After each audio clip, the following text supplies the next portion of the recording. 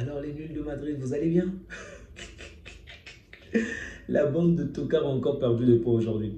On les avait servi le championnat sur le plateau. On vous offre le championnat vraiment. On est trop fort en ce moment. On vous l'offre. Et vous vous amusez encore à perdre les points. Oh, ça devient trop facile. C'est trop facile. Non, ça...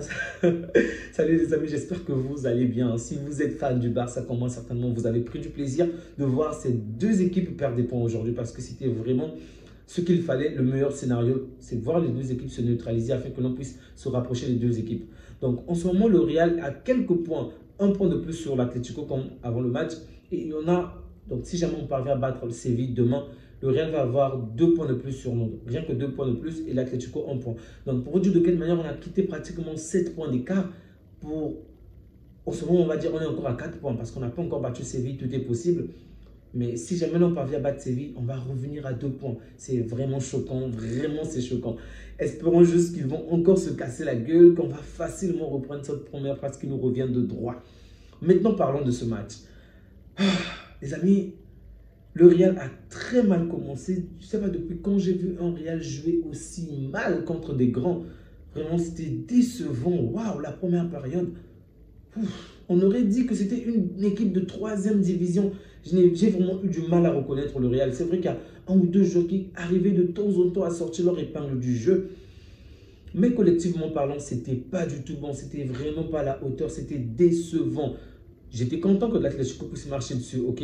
Mais je m'attendais à plus de spectacle de la part du Real. Je pense qu'ils vont terminer la première période avec 0 tir cadré. Et l'Atlético, lorsque l'Atlético termine une période avec 1 tir cadré, 2 tirs, même 0, ça ne peut choquer personne de base, ok? C'est une équipe qui a un style bizarre, mais c'est son style. Mais pas le Real, 5 tirs, 0 cadré.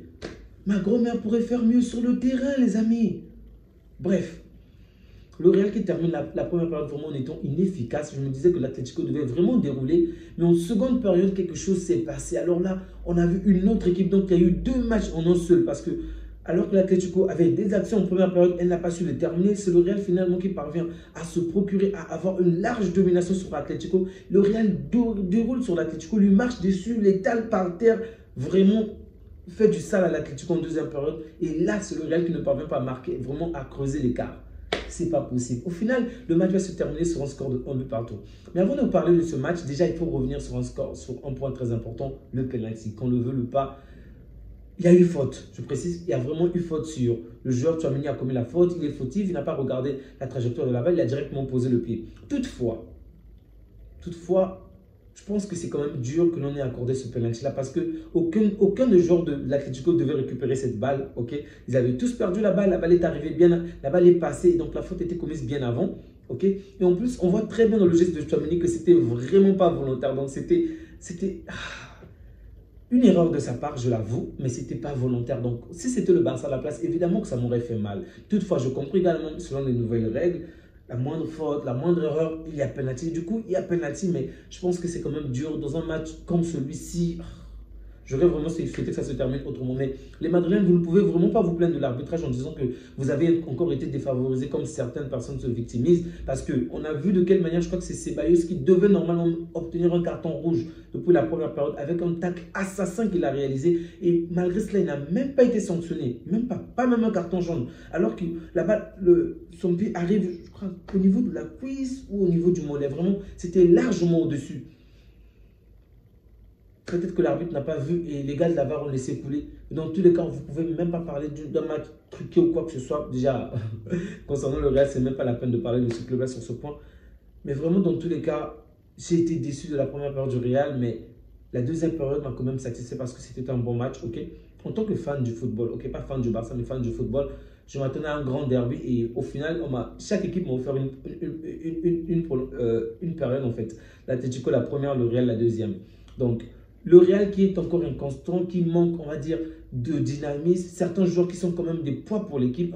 Un joueur comme Vinicius, il a beau être talentueux, mais le fait qu'il ne se replie pas souvent, qu'il gueule souvent, oh, c'est parfois épuisant. Même lorsqu'il y a des fautes sur le jeu, je le précise. Même lorsqu'il a raison, mais à des moments, oh, mec, tais-toi juste et laisse l'arbitre. Tu n'es pas le coach, tu n'es pas le capitaine, ça ne sert à rien, tu vas te prendre un carton. Même Bellingham, j'ai l'impression qu'il inspirait assez le calme, qui était quand même différent. Cette saison, je pense qu'il est vraiment différent. En fait, ils sont peut-être sous pression ou comment, mais Même Bellingham aujourd'hui se mettait à sortir des gros mots. Et là encore, je reviens pour l'arbitrage. Si c'était une autre équipe qui portait un autre maillot, il aurait pu obtenir au minimum un carton jaune, voire un carton rouge, parce qu'il a vraiment sorti des grands mots pendant ce match-là. Le mot qui commence avec F, bien évidemment, en anglais. Et pas qu'une fois, il a même répété, en fait, en direction de l'arbitre. Et ça, c'est fou, en fait. Je ne sais pas si l'arbitre ne comprenait pas l'anglais, mais même un gars qui ne comprend pas l'anglais, de base, c'est une insulte que tout le monde connaît, qui est tellement connue. Donc, un autre joueur aurait facilement obtenu un carton jaune, voire un carton rouge. Mais c'est le Real, on ne va pas parler. Donc ça me déçoit quand même de la part de Bellingham parce que lui également, il a inspiré la confiance, il a inspiré le calme. Aujourd'hui, ce n'est pas le cas. Et c'est la même chose avec Ancelotti. Je ne sais pas ce qu'il vit en ce moment. Mais Ancelotti, qu'on ne voyait jamais poser la main sur le front, qui marchait constamment, qui était là, le gars, même jusqu'à la 90e minute. Souvenez-vous combien de fois j'ai parlé de Ancelotti sur cette chaîne pour dire qu'il inspire la confiance, la manière même dont je critiquais Xavi. Aujourd'hui, même Ancelotti, on marque un but aux alentours de la 25e minute. Ancelotti met les mains sur la tête. Mais qu'est-ce qui se passe? Tu es le gars qui était confiant même jusqu'à la 90e minute, 93e minute. Tu marches le chemin comme s'il n'y avait rien. Mais qu'est-ce qui se passe, Ancelotti? Je ne sais pas ce qu'ils vivent dans le secret. Mais en tout cas, je sens bien que les joueurs de Madrid ne sont pas... Ils ne sont pas à leur aise en ce moment. C'est vrai peut-être que Mbappé peut être différent, Rodrigo, dont j'admire énormément, je répète encore, j'admire énormément ce joueur, non seulement parce qu'il est talentueux, mais même son attitude. Lui, au moins, je sens qu'il est encore calme, mais bon, il a été bon aujourd'hui. Pour moi, c'est même lui l'homme du match du côté du Real. Mbappé qui vient juste après, parce que lui ici, c'est un tout petit peu élevé, et même en première période, il essaie de faire de très bonnes choses, mais il y avait toujours, dès qu'il avait la balle, il se retrouvait finalement coincé entre deux joueurs. C'était vraiment difficile pour lui. Et il marque encore aujourd'hui. Bravo Mbappé, vraiment bravo. Il a fait un match, on ne va pas dire excellent, non, c'est faux. Il a quand même fait un match intéressant. Vinicius n'a pas été bon aujourd'hui, même si en première période, en deuxième période, il a quand même essayé de faire de bonnes choses, des dribbles par-ci, par-là, mais dans l'ensemble, il n'a pas été à la hauteur. La première période était vraiment catastrophique, catastrophique. Ce match sans Vinicius, la première période sans Vinicius, vous n'aurez remarqué aucune différence, excepté le fait de se plaindre constamment. Bref, un score qui nous arrange très très bien. Donc on se rapproche du Real, on se rapproche de l'Atlético. Il suffit juste qu'on puisse battre Séville et encore on les éclatons avec un gros score. Ça sera un week-end parfait, vraiment. Les amis, prenez bien soin de vous ainsi que de votre, que Dieu vous garde. Ciao.